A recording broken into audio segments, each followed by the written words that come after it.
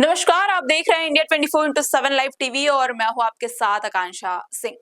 आज का दिन भारतीय वायुसेना और देश की इतिहास में सुनहरे अक्षरों में दर्ज हो गया है।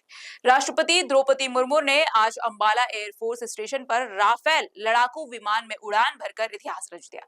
ये पहली बार है जब किसी भारतीय राष्ट्रपति ने इस अत्याधुनिक फाइटर जेट में उड़ान भरी है। भारतीय सशस्त्र बलों की सर्वोच्च कमांडर के रूप में राष्ट्रपति मुर्मू की ये उड़ान देश की सैन्य शक्ति और आत्मनिर्भर रक्षा क्षमता की प्रतीक मानी जा रही है। उन्होंने air chief marshal V R. Chaudhary की मौजूदगी में अंबाला एयरबेस से उड़ान भरी। ये उड़ान करीब 30 मिनट तक चली और राष्ट्रपति ने हवा में विभिन्न युद्धाभ्यासों का अनुभव भी किया। खास बात ये रही कि राष्ट्रपति जिस राफेल विमान में सवार हुई, वही विमान ऑपरेशन सिंदूर में भी शामिल था। वह मिशन जिसने मई 2025 में पहलगाम आतंकी हमले के बाद पाकिस्तान की सीमा पर आतंकी ठिकानों पर सटीक वार किया था। देशवासियों का मानना है कि राष्ट्रपति की यह उड़ान हमारे जवानों के मनोबल को ऊंचाई देगी और ये दिखाती है कि देश का सर्वोच्च नेतृत्व भी हमारे सैनिकों के साथ कंधा से कंधा मिलाकर खड़ा है। उड़ान के बाद राष्ट्रपति द्रौपदी मुर्मू ने कहा कि उन्हें भारतीय वायुसेना के अनुशासन, साहस और तकनीकी दक्षता पर गर्व है। उन्होंने पायलट्स और ग्राउंड क्रू से मुलाकात कर उनका आभार भी व्यक्त किया। यह ऐतिहासिक क्षण न सिर्फ वायुसेना के मनोबल को मजबूत करता है, बल्कि चीन और पाकिस्तान जैसे पड़ोसी राज्य में भारत की रक्षा तैयारियों को भी स्पष्ट संदेश देता है। कहा जा सकता है कि आज देश ने एक साथ नारी शक्ति और रक्षा शक्ति की उड़ान देखी। राष्ट्रपति द्रौपदी मुर्मू ने इसे पहले भी 8 अप्रैल 2023 को असम के तेजपुर एयरफोर्स स्टेशन से सुखोई 30 MKI फाइटर जेट में उड़ान भरी थी और ऐसा करने वाली तीसरी भारतीय राष्ट्रपति बनी थी।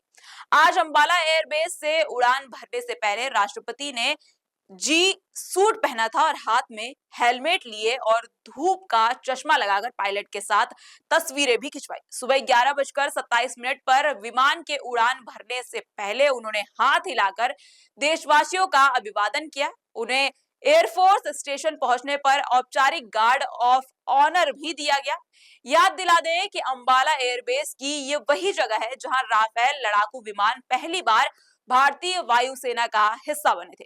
सितंबर 2020 में अफ्रीकी कंपनी दसो एविएशन द्वारा निर्मित राफेल विमानों को भारतीय वायुसेना के 17वें स्क्वाड्रन गोल्ड एरोज में शामिल भी किया गया था। भारत ने ऑपरेशन सिंदूर के दौरान पाकिस्तान और पीओके में कई आतंकी ठिकानों को तबाह भी किया था। हालांकि पाकिस्तान ने भी जवाबी कार्रवाई की कोशिशें काफी की थी, लेकिन भारतीय वायुसेना ने उसे नाकाम कर दिया था।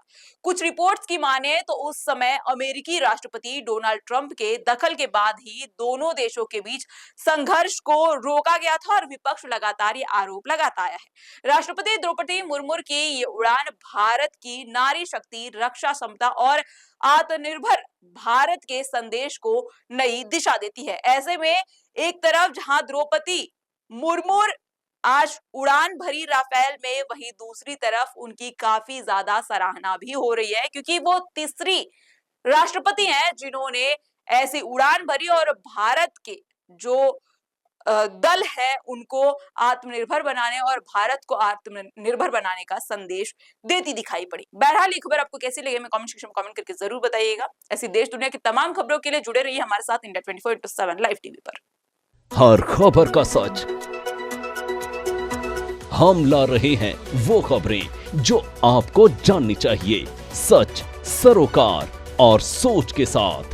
जवाबदेही की पत्रकारिता अब होगी साफ और सटीक। राजनीति से लेकर पब्लिक की परेशानी तक हम उठाएंगे हर वो सवाल जो जरूरी है, क्योंकि अब खबरें होंगी असरदार।